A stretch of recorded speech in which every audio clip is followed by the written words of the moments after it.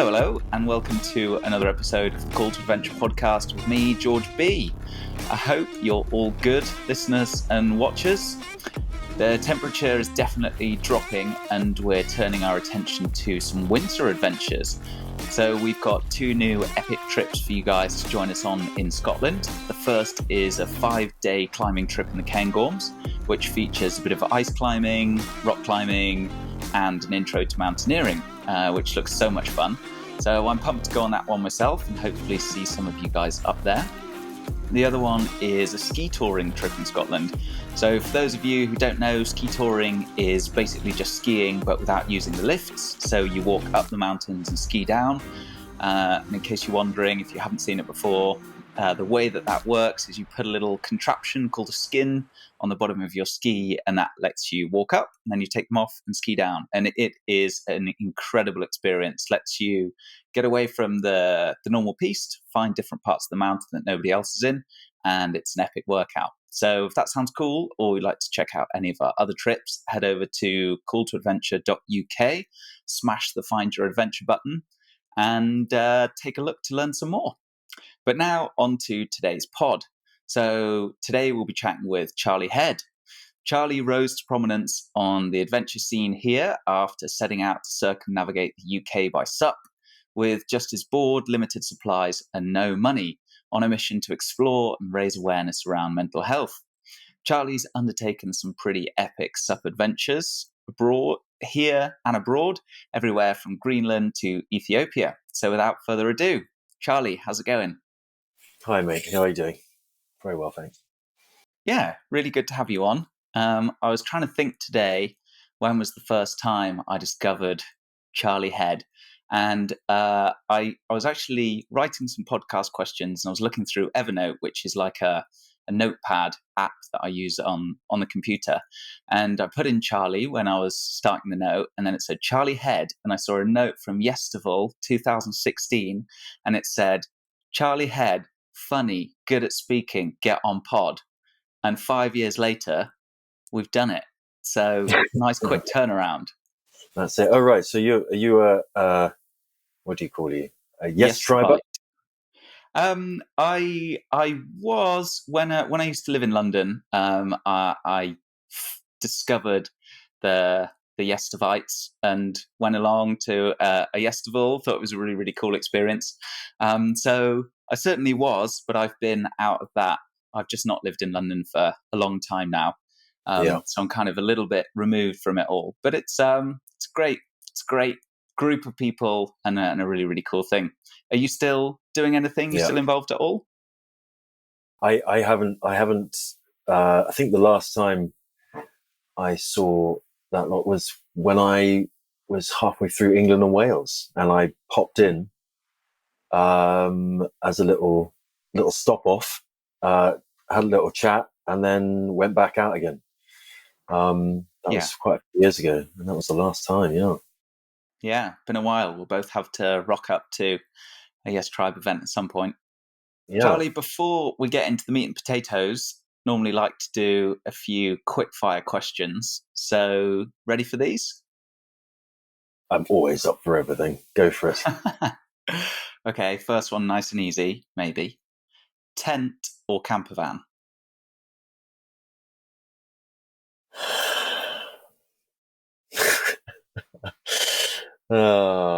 So simple, but so difficult. I think it would be a camper van, but with very specific ingredients, but yes.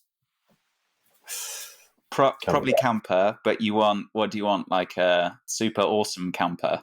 Super awesome. It's going to be run on electric and have the facilities and the gear that I can carry, Obviously, I love a good tent, but in the day, I need a Swiss Army knife. Do you know what I mean? So I need to carry a hoard.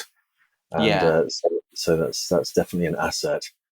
Yeah, I hear that. And I think I'd struggle to buy something giant now if it wasn't electric. I think I'd just feel terrible driving that around. I did see that Ford are releasing an electric version of their F-150. Have you seen that? Like the most popular truck that all of like the people in Alaska drive.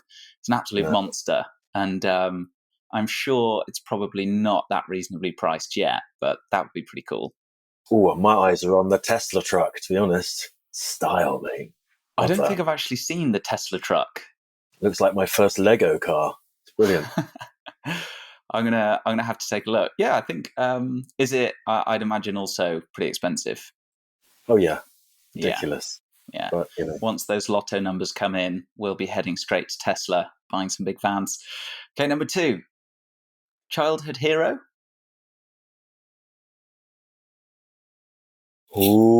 ooh, childhood hero.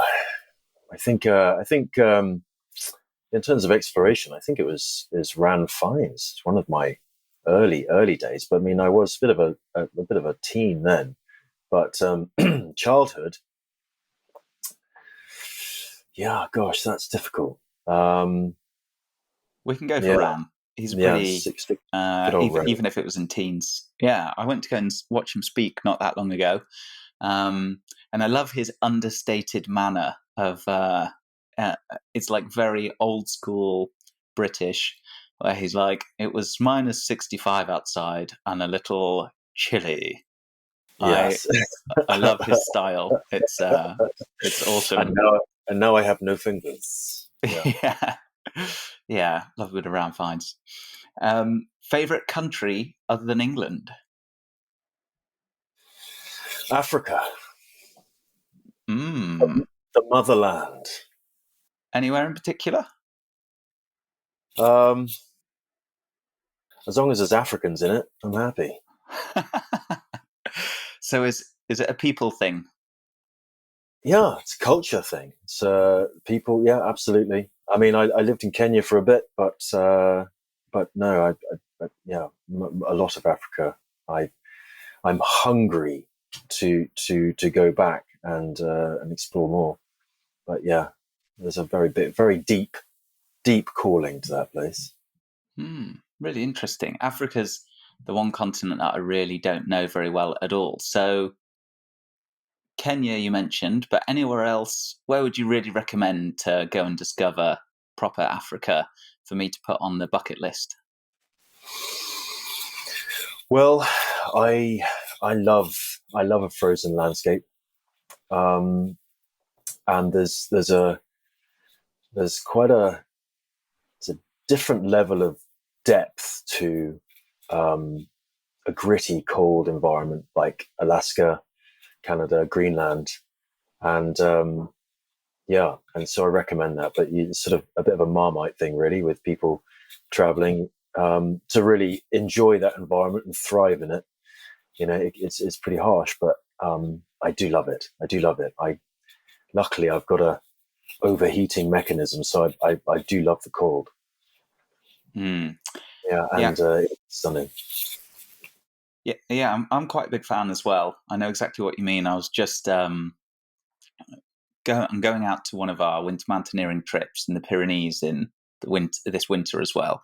And I asked a mate, and I said, "Do you want to come along?" He's quite into climbing as well. He said, "Yeah, it sounds amazing, but want to do something with my girlfriend. She's just completely adverse to the cold, and some people just hate it. They can't get on board." But I don't know what it is. I mean, she is from the south of France, and I guess we've probably got a bit more Northern Yeah, European in us. So, yeah, but yeah, I love the cold. I lived in Sweden last year, even though we're in southern Sweden, but had a really good winter. Lots of swimming in super cold, icy water, and I felt like a real adventure. I'm a big fan, but I would love to get out to Greenland or somewhere like that and see, or Svalbard and go a lot more north. So on the yeah. bucket list too. Good Okay, news. last one, quick fire: ale, lager, or cider? I do like a lager, but really, my body likes the cider. Yeah, yeah. Okay, we'll go with the cider then. I'm a bit of a whiskey man, to be honest. Oh, But yeah, okay. no, Anything in converse. particular?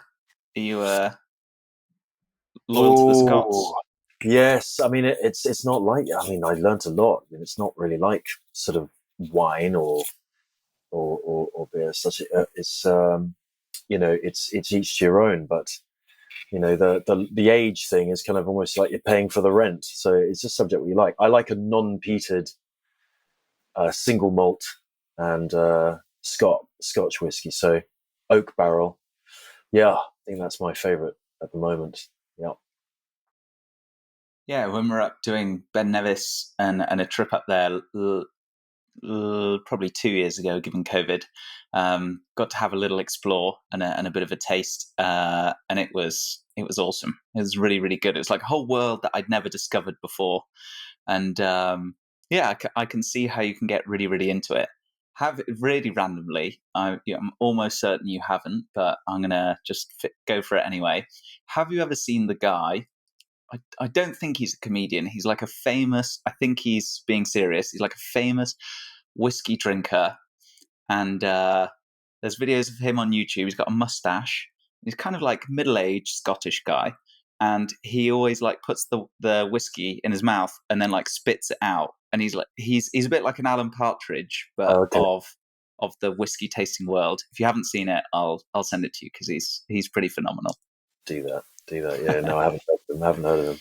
Yeah, I'll have to find his name. He's amazing. But yeah, okay. So let's dig into paddleboarding. So you've obviously got a lot of awesome paddleboarding adventures under your belt.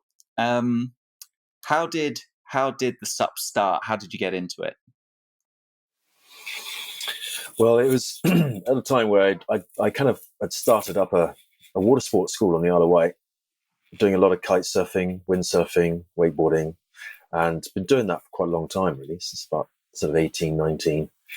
And paddleboarding would just sort of come into the scene. But it was at a time in my life I was going through a bit of a transition with getting my ass kicked in business, and invested a lot of things, and got into trouble with going into business with certain people, like renting a building from someone who didn't own it, and an engineer leaving a bolt in my engine which just destroyed it, and took a long time before I realized what had happened. And I was meant to take him to court. I was meant to go through all this, and there was a relationship thing. There's times in your life where everything just fucks up all at the same time. And it was kind of, and I thought, rather than just being relentless in my pursuit, I thought I needed to let go of my talent, my clutches in trying to create a great school where you learn so much more than the water sports, and have that kind of space. And I took paddleboarding, and I thought, well, I kind of need to refigure myself out, and forge a new relationship with myself, with the world, with business. And so I used it as a tool to really, go and aim for that horizon. But it was a time where nothing much had really was going on, And so, and I took it as a gift to me, for my own expression, really. And that's when I immediately just went for the moon, and was like, right, I'm going to try and do the hardest possible rivers. I'm going to cross an ocean. I'm going to, and then set myself stages to get to that point. And very nearly ticked all those boxes, but I struggled to raise 60,000 or whatever I needed to cross an ocean. And I wasn't very good at selling myself. And so, I settled up a bit, but that was the spawning of that journey. Yeah. You mentioned crossing oceans then. So I know lots of people row oceans, but how do you paddleboard an ocean? Well, to be honest, it's not kind of the same. I guess it's exactly the same. There's not much in it, really. I mean, the South African chap who did do it in the end and beat me to it, he just used what was an ocean rowing boat called Soma, which was cut down to size a little bit, but otherwise it's an ocean rowing boat. It's got a cabin, carbon Kevlar, very light. and it's got a cabin up front, so the wind hits it. And the Atlantic's just a nice downwinder. I mean, like it is for the Pacific. If you go in the right place, like when I sailed across it, I didn't tack once. It was just downwind. So you catch the trades, and it's just seeing out the days. You put in the time, you do your routine, and you get through it. And it's quite a good, it's a good PR. It's a good PR machine. But there's, to be honest, not much in it, and anybody can do it, really. I mean, hence why it's a common race. But yeah, quite dull most of the time, to be honest. Yeah, I guess that's kind of what makes it hard. It's a bit like Yeah, just the never-ending grind. yeah. What about people who haven't tried paddleboarding? So I think supping has become a lot more popular recently, right? It's kind of exploded in the last few years, and it's a really good thing to try because it's like no impact. It doesn't have like a really steep learning curve like surfing, for example. Mm. So a lot of people want to try it, but I think some people still haven't yet. Any tips for beginners or people to encouragement to get into it? Well, I mean, that's it. You just said it. It's a very easy. You can make it as hard as you like, but for the startup, it's step on and off you go. It's a very easy transition. So, but it is can give you a false sense of security, and so you've got to take in the considerations you would for getting on the ocean, getting on the water, for anything. So being safe and carrying the right gear and doing it right. So you know, but yes, mate, it's just you just got to jump on. It's an easy one, isn't it? Yeah, yeah. So what's like or what are a couple of people are listening just thinking, yeah, okay, I'm down. I want to do an ocean one day, but I've not tried paddleboarding yet. What's a good like entry paddleboard? How much would you spend on it? Should you get a hard one or an inflatable one? Yes, I mean the inflatable is the natural first steps, and it's good for everything really. It's soft, it's portable, and resilient. That's the thing, really. You can, apart from when you stab it with something, it's very very strong.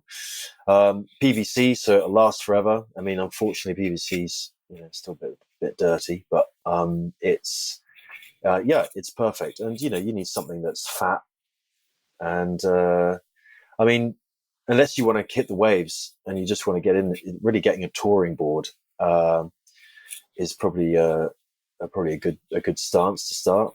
But yeah, I mean, it's very easy to buy a cheap paddleboard, single skin, and basically made, and it is PVC and it is resilient, but you will notice a big difference between a quality board from a good brand than say a quick, easy, cheap Chinese knockoff sort of thing. You will notice a difference. So I do recommend people put in the bucks to get a decent one, and because there are things that can happen. They can bubble up, they can pop the seams, the pump, the pressure you can put it at. You want a lot of pressure, so you make it stiff, and so I do recommend that, because I know there's such a surge in demand, that there's so many people starting up brands and just getting them cheap and selling them out cheap. And I would say invest, and you want a second hand up to 500 quid, 600-700 quid for a new one. That's, you can get really good ones up to 1,000 now.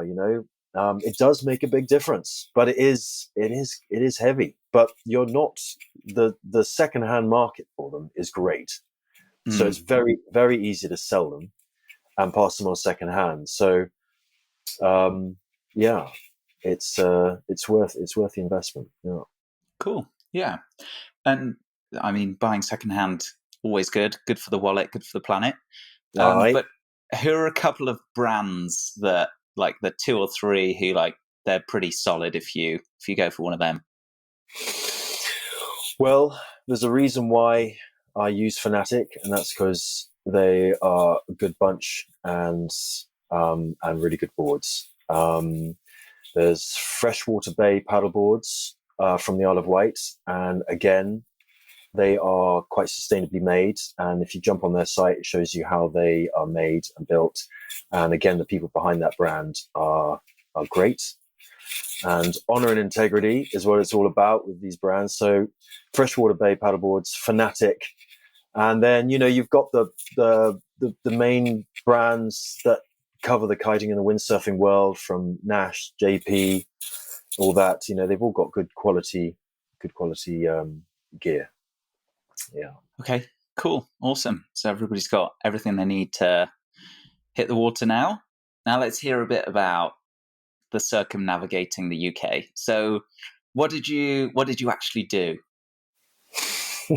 What did I do? What did you do, Charlie? Well, gosh, it was, oh dude.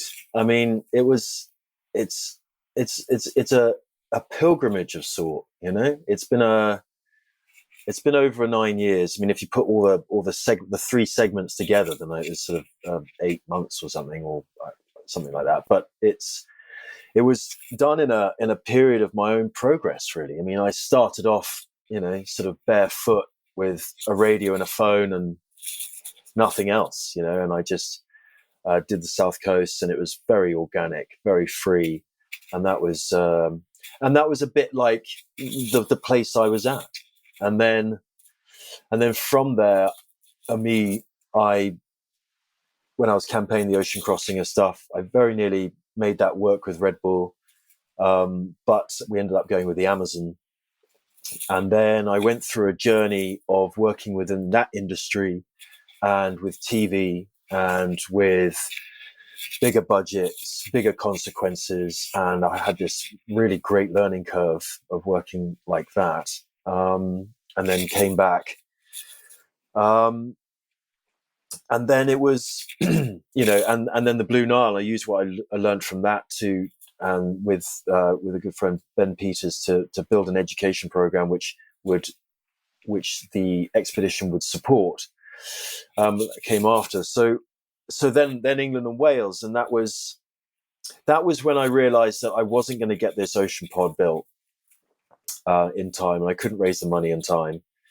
And so that's when I really committed to completing that story and that pursuit of my own self, and like I said, that expression and learning about my mind and learning about my feelings and realizing that, I've been masking a lot of stuff and I've been surviving, and however much I was a free spirit and very much my own person, I was still bound by a hopeless, people-pleasing kind of, shackled to old cogs of a world that I'm trying to be a part of, rather than actually carving my own true path in life. And so I set out to do that.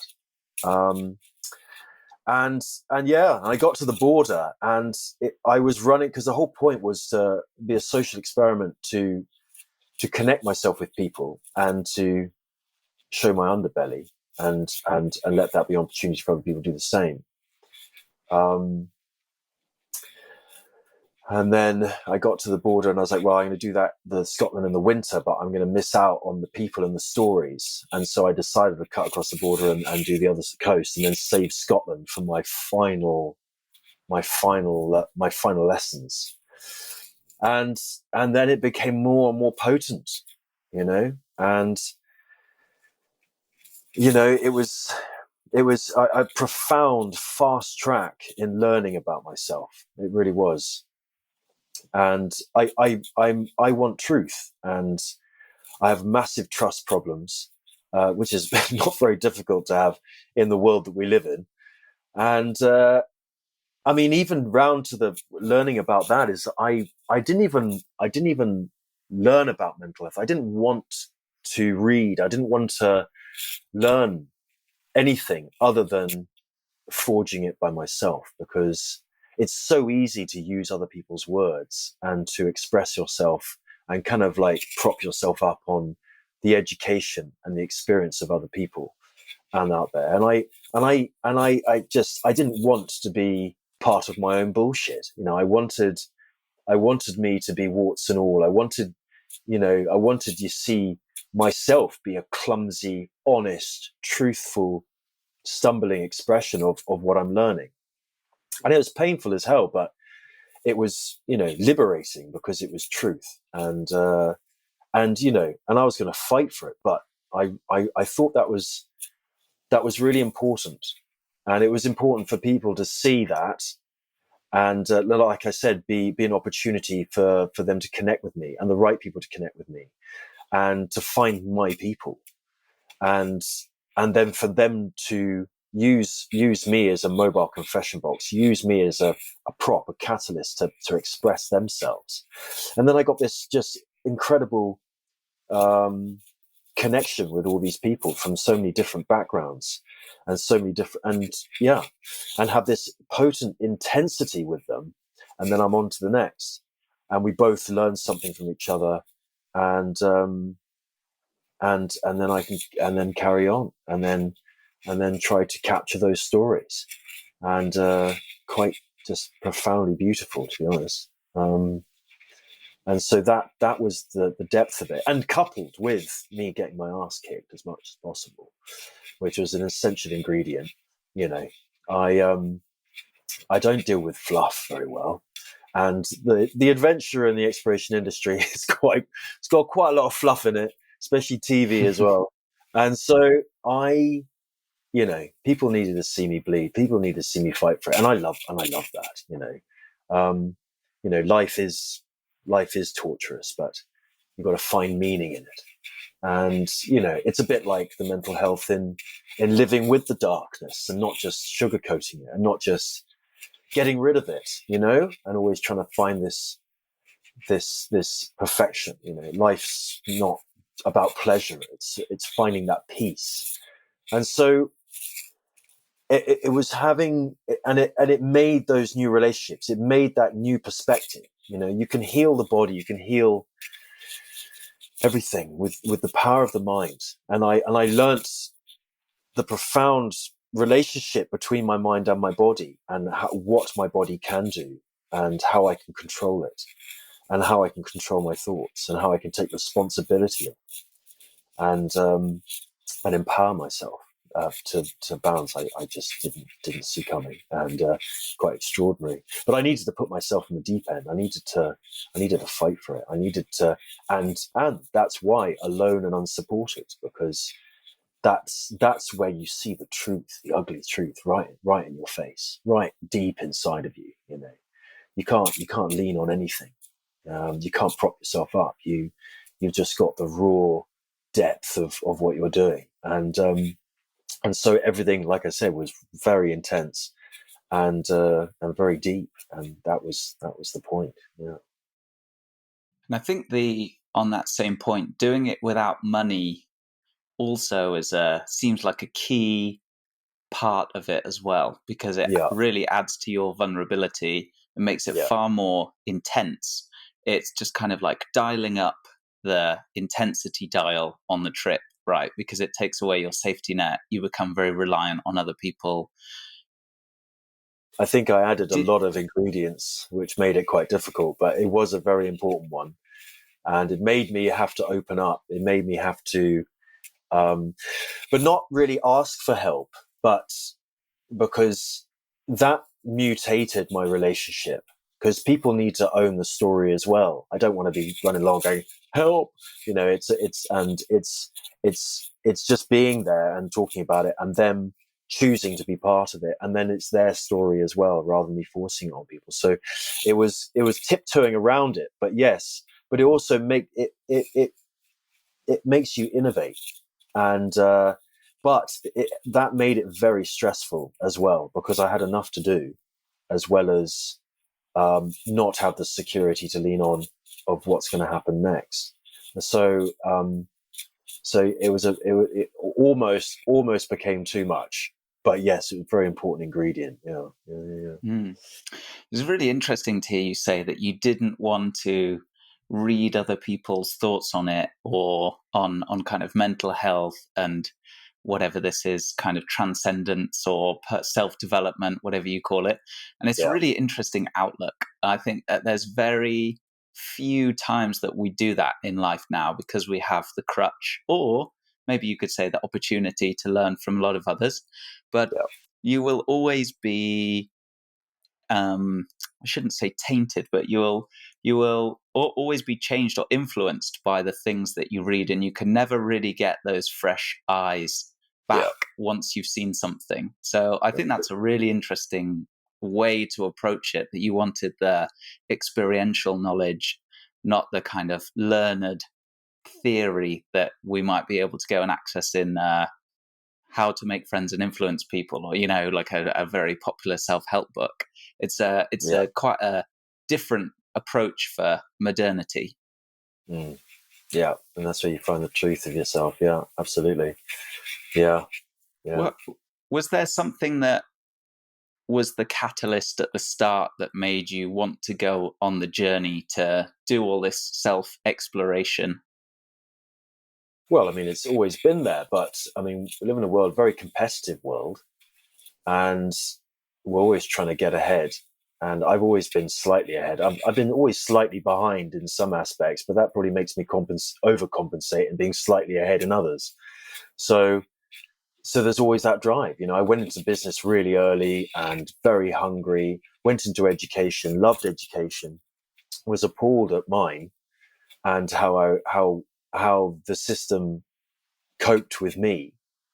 And that was a big inspiration to actually try and offer education opportunities for people that are slightly neglected, whether it's dealing with dyslexia or, alternative mindsets, whether you're creative, and there's the whole conservative liberal mindset, there's left, there's right. And, we live in a sort of conservative world that farms creative people.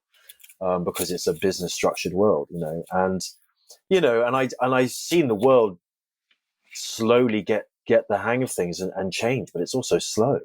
And I carried a lot of bitterness by the lack of acceptance of who I was and how I was dealt with, because I was so hungry for education. I loved it, but I was just a little bit. So it was. And then later on in life, I jumped out of school early, and I hid away from education because I was sort of given a lot of grief for it, and I just hid myself in the sports field, and then I was really, really, really upset about it, and so education became very important for me to try and create those opportunities for others. But then I started teaching before I'd even grown, before I was, and it's very easy to teach beyond yourself. It's not necessarily being good at what you do. It's just about reaching that person to get them to find the answers and touching people. So, I mean, you know what I mean? So, I was teaching way ahead of myself, and I recognized it, and I was cowardly. I found a cowardliness in that, because I was trying to be ahead of the game. And so I needed to humble up, and I needed to go back to school, and which means going back to my school and my way of learning. And that's by licking it and eating it and getting eaten by it. So that was, that's how that kind of forged a bit. Yeah. Yeah. So what was your school like? What was a typical day like? I think a lot of people who haven't experienced anything similar could do with some color around what a day looks like on a giant adventure like that. Oh, what? Sorry, going around the UK? Yeah. Right. A day Yeah. in the life of. Well, yeah, it's funny because, I'm dealing with something very emotional. And by the time you do a whole day of paddling and exhausted, and you've done all this problem solving, and you've got a lot of risk, so you're kind of in a flow state. So there's a huge focus. I have huge come downs, but added on top of that is a highly emotional incentive. And through the day, I'm going through very emotional feelings and thoughts. And, I did bursting into tears over so much, but it was powerful, but it was sort of almost unsustainable because I've just, from every angle, I'm just so exhausted. So I learned how to sort of control my feelings and thoughts a little bit more, because I was what I call a baby scorpion. I was just emptying all my venom into the prey, into the problem, and rather than just enough, just what I need, and emotionally investing into everything so much that it was unsustainable. So I learned how to still give myself, but always keep a leg out for me, so I could sustain that emotional commitment and do some monstrous paddles each day. And each crossing, it was all about the crossings, really. It was mini achievements to get to the end goal, and dealing them step by step, and sort of honoring the place and the people. It's not just about getting round for the sake of it. So it was, like the pilgrimage of sorts. So it was exhausting to start with. But though that's what you master, and doing big crossings, you learn about the big things, teach you about the little things, and the molecular detail of sustaining yourself, and paying attention to microscopic details that you otherwise would be blind to. So that was fascinating, and learning, and so, yeah. And then you arrive exhausted, and, not always there was a plan. So sometimes I end up sleeping on a bloody cliff edge, or in someone's back garden, or on a beach, or, or in a goat shed, being licked by a goat at 3:00 in the morning. And that was part of it, the ridiculous, the silliness of it, that was coupled in there. And then that was the beautiful organic flow of it, and sometimes it tested destiny, because, it connected me with incredible people and stories so organically that reassured things a lot. And yeah, and you take, yeah. So then camp up, and then assess the situation. But it's funny, you start getting exhausted, but actually all that happened is that I became stronger and stronger, and I felt I needed that resistance to be powerful. I felt great, and it just took the edge off. So it's like, so I could just keep going and keep going. Yeah, like forging the diamond under high pressure. So you've got to the end of the day, you're exhausted, you kind of have to improvise and find some shelter, and you did a lot of sleeping wild. But the actual big a big crossing day, like, what are we talking here in terms of how many hours you paddling, how far are you going, what are the things that you're thinking about? You've got shipping lanes, like what's the actual day like itself? Like a big day.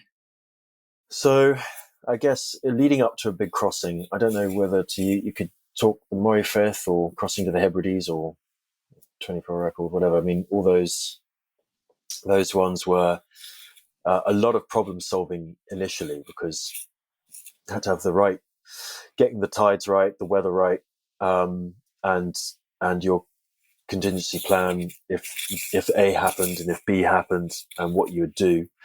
And you go through all this, and then you let go of it, because you have done it so much, and it's so natural and instinctive. There's no point focusing on it when I'm gone. I need to be really present, because it's a bit like using technology or your instincts. You kind of lean on the technology, and it loosens off your instincts and your focus.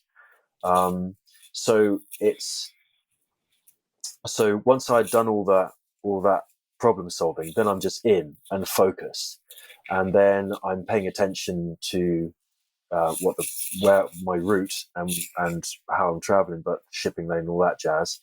And you kind of let go of the problems. It's a bit like the flow state, I call it the slow flow because I'm going bloody slowly. So it's not, like the free climbing in itself is slow, but it's got even more gravity exactly to the problem. But it's a background noise that props you up to be really focused and present and efficient.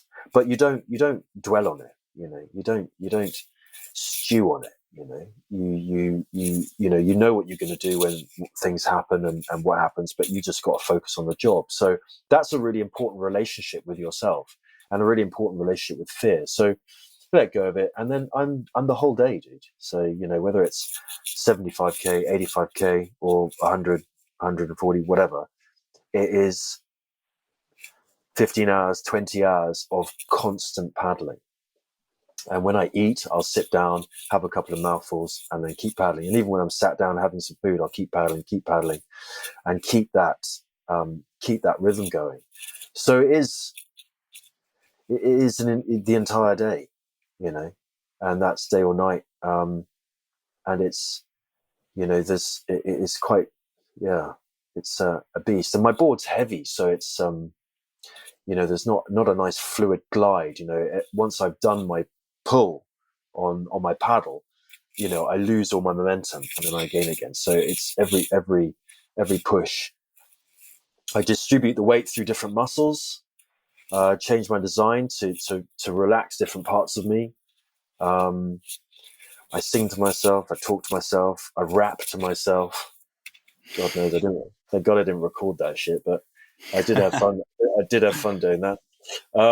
But otherwise, paying attention to the molecular detail, it's like I talk about the small things. I'm focusing on the slight differentiations of shade, and I'm triangulating my position with the tiniest of bits of information in the distance, and I'm aiming for land I can't see most of the time because of the curvature of the earth. So it's kind of like, it's sometimes quite, daunting really to not know your true progress. But with the technology, you can aid that. But I kind of didn't want to use that too much. It's good to have it there, but it was important for me to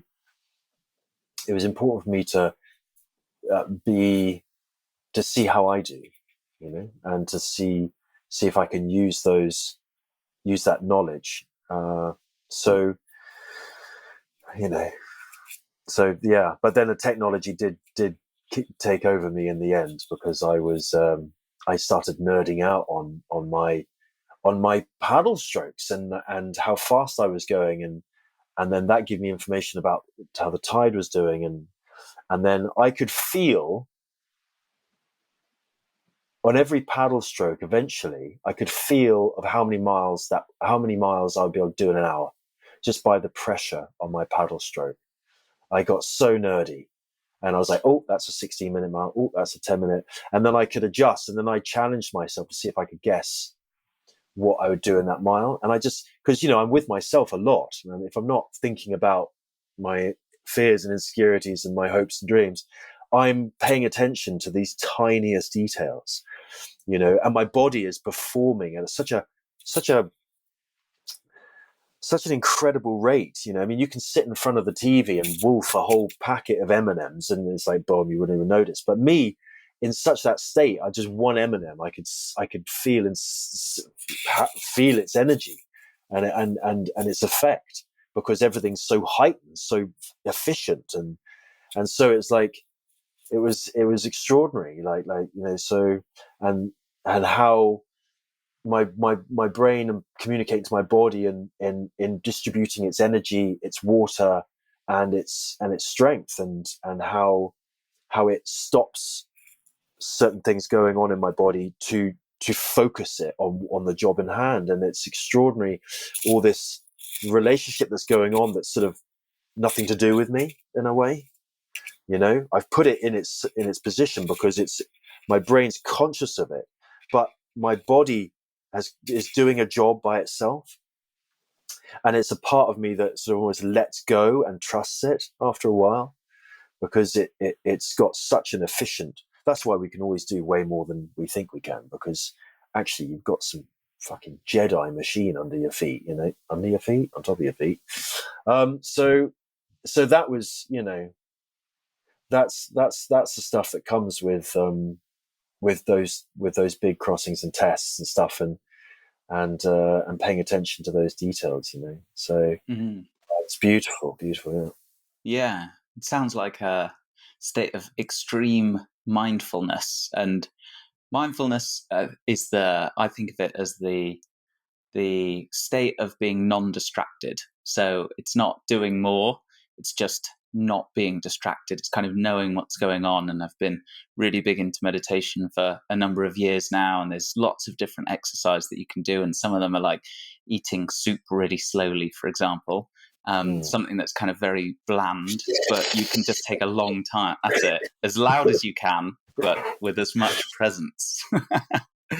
But it's a fascinating experience, and it is interesting, like these kind of long endurance type adventures. Like I had a lot of moments on my bike when we were cycling around on our trip, where I would feel that kind of flow state, and you rarely get an opportunity in modern life to experience that over hours. Like if I have 20 minutes, then I'd meditate for 20 minutes. And I think that's a pretty good amount of time in a formal session, and then try to bring it out into the rest of life, because otherwise, what's the point?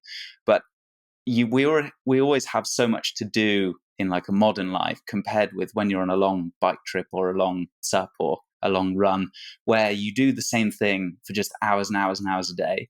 And it's this like, there's lots of shit stuff about it, but there's lots of great stuff about this blissful amount of time that you have to connect with that kind of thing, and just not talk to anyone, not do anything for hours, but just kind of be with whatever's going on there. And I know that sounds a little bit out there and a bit lazy as a description, but it's an incredibly powerful experience. I think it's one of the things that I miss the most. Climbing, I still get it a little bit now, but those long rides with just nothing but whatever you're doing, they're incredible moments that we'll always treasure. Yeah. Life turns into a bit of a time lapse. It's all relative, isn't it? And watching weather systems come and go, all these things that suddenly everything slows down, and you just sort of, you're going with time rather than dancing around it. You are. Some weird dreams about time traveling, because I'm going with the tide, and then my life's around the tide, and that's obviously due to gravity from sun and moon, and so it's kind of like I'm feeling time in a way, and I'm sort of traveling with it, and it's kind of a weird sort of thing, but yeah, very cool. So we talked a little bit about mental health, but what was the link for you? You've talked about kind of exploring your own psyche and self, but I know that you're involved with some work that you do with mental health and Dare to Express. So love to hear a bit more about that.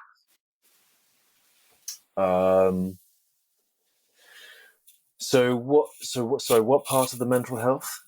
So you talked a little bit about how whilst you were traveling, you did it to kind of inspect your own psyche, but then you've done some work with Dare to Express, and I think those things are related but different. There's a lot of people who are suffering with what we'd call mental health illness, and then there's exploring your own psyche for possibly mental health reasons, but it's also kind of interest and introspective.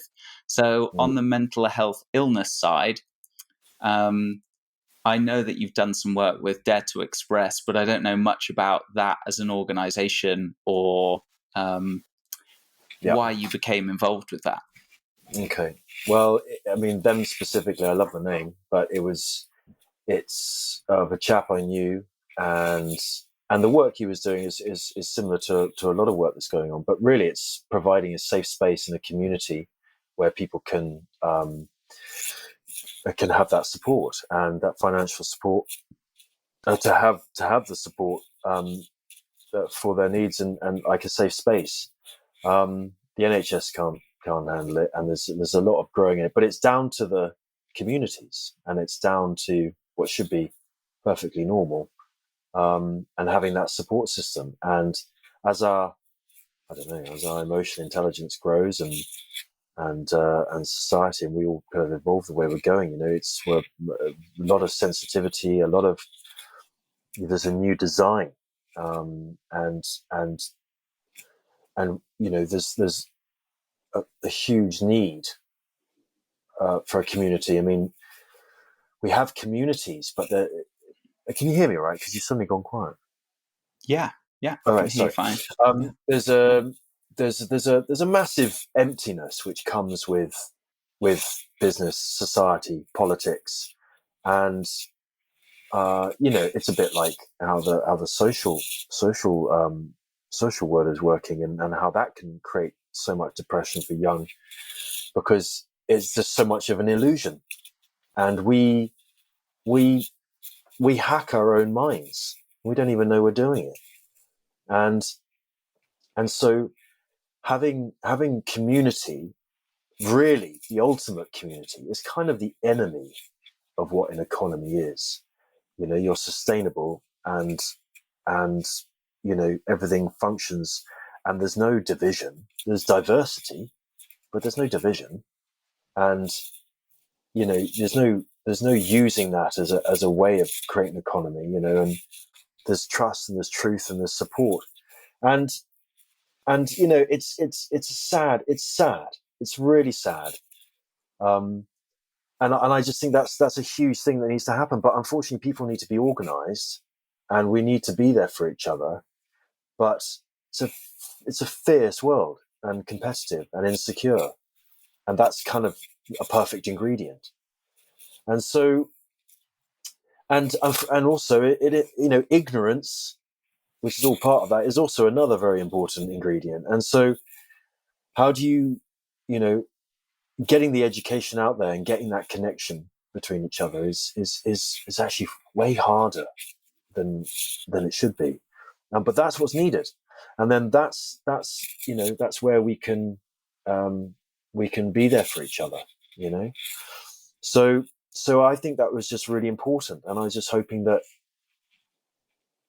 because I saw the people I met and the connections I had, and then those people connected with other people, and I kind of left a wake behind me of some connectivity, and I saw that sort of grow, and I thought, oh, that's really great, but I could do a lot better, because I was still fighting with my own insecurities. But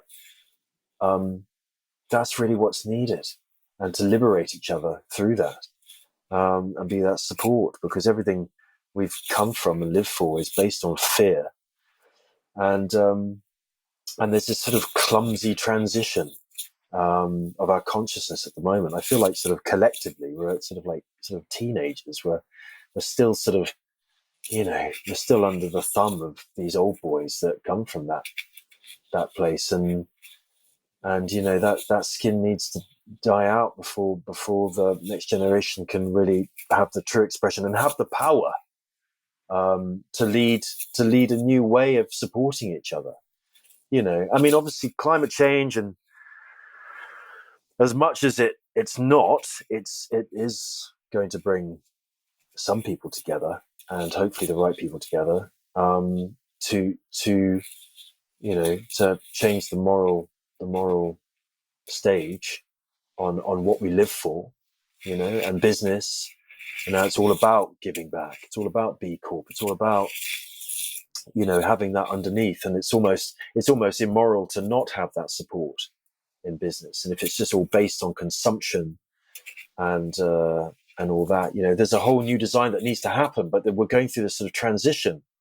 And the people who are in the power and have been part of the problem and have been greenwashing and have been manipulating things are going to continue their power, but it's going to have a new design. But it's still clumsy, and we've still got a lot to do, and to sort of rise up and get organized and be there for each other, and empower each other. So I kind of went off one. I don't know what your question was, mate. No, But yeah, it was. I think that's a really interesting way of looking at it. That climate change is almost like a coming of age ceremony for a person, but for humanity. And it's kind of like we have to mature out of childish ways to go and become, if it was us, go and become a man, and accept responsibility and grow and acknowledge kind of our place in the world and how things need to change. So I think it's there's lots of scary stuff. You look at now projections from like Climate Action Tracker that we're on target for 2.4 degrees warming. That's above 2 degrees and definitely above the 1.5 that we're really aiming for after Paris. So, and seeing COP, it's not very encouraging. There's definitely been a real lack of action there when we'd hoped that now is the time to step up, agree to phase out coal, agree to set some decent targets to reach net zero, not just commitments, how we're actually going to get there. So it's there's, in lots of ways, it's a very scary time, but I also, ever the optimist, I think I am also seeing more exciting initiatives and new ways of bringing about community or more sustainable ways of living or circular economy or regenerative farming practices. There is a lot of amazing, really encouraging stuff going on as well. So I think it's this fascinating mix. And as the problem gets bigger, we'll only have to come up with better solutions. So I think there's still lots of hope yet. Sure. But it's still got a lot of ugliness to go through, I think. Yeah. Yeah. So, Charlie, what's next in terms of, have you got any ideas for big adventures, or are any collaborations that you want to do? What do you think, or are you just kind of enjoying not thinking about that yet? Oh, sorry, your sound disappeared on me there. New adventures, yeah? Yeah, new adventures. Yep. Next chapter for Charlie Head. Well, Charlie the Lahid. So next. There is always next. But really, I want to support a lot of other people. So I think adventure and exploration is a pretty awesome weapon to wield to support our environment.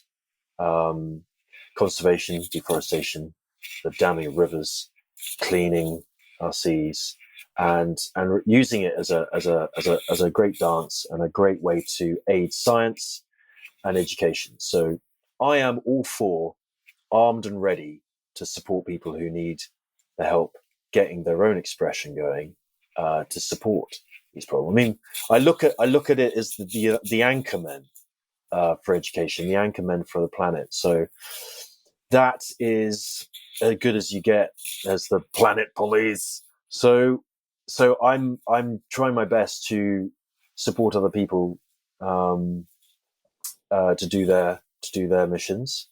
I've got plenty myself, but really it's about how I can aid science. So I've got some trips up north. There's things like deploying apparatus for climate modeling, or there is raising awareness for conservation areas, blue belts, our impact with the marine life, and using that as a way to bring about some fun education for the kids. So they get to see some adventure, see some intrepid pursuit, and they get to feast upon really good education as well. So that's the art. That's the art of it.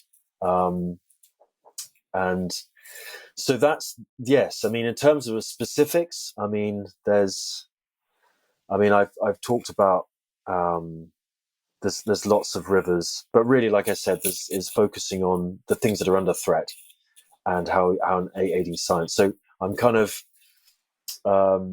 giving that the priority. There's lots of places that are beautiful and wonderful, and lots of records to break and all that jazz. But really, it's the deeper grind. That's what it's all about. So, we're at war, man. we got to do this. So yeah, We sure are. Now's the time to my step paddle, up.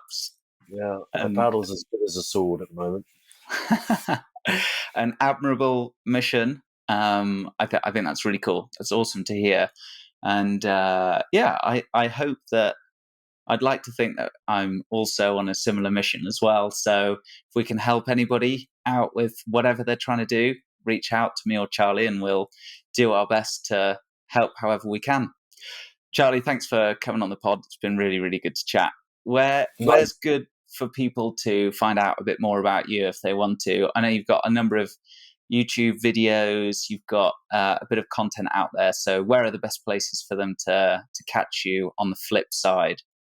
Yeah, well, I've been a bit inconsistent, a bit lazy with the old social stuff. So I do have a YouTube channel. There's a few things, but the usual social stuff. But yeah, I am still trying to evolve that side of things. But yeah, Charlie Head, actually, it should be fairly easy. Charlie Head Sup should be fairly easy to find me. And yeah.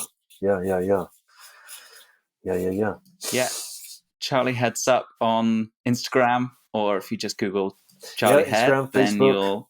There's a page there, I think. Yeah. Very cool. Awesome. Good stuff. Well, Charlie, thanks for coming on. Great to chat. Right, listeners, watchers, lovely to finally meet everybody. You. Yeah, it's been definitely been too long. So we'll have to go out for a paddleboard or some adventure at some point and go and talk about saving the planet and discovering the inner workings of our being and mind. So and then have a few beers. So yeah, I'm looking forward to that. But listeners, viewers, thanks for tuning in, watching. So until next time, peace. See you later.